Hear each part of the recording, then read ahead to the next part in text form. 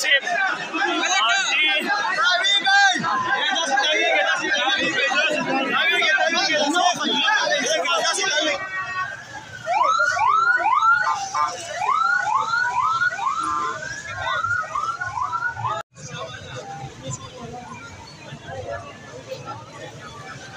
माशाल्लाह माशाल्लाह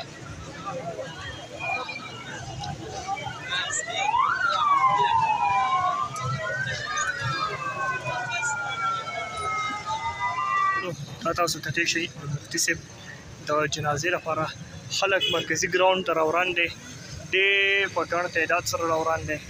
ماشاءالله دا د خلکو مینه ده پولیس دی ګراوند الحمدلله فل شوی دی خلک په روډونو باندې ولاړ دي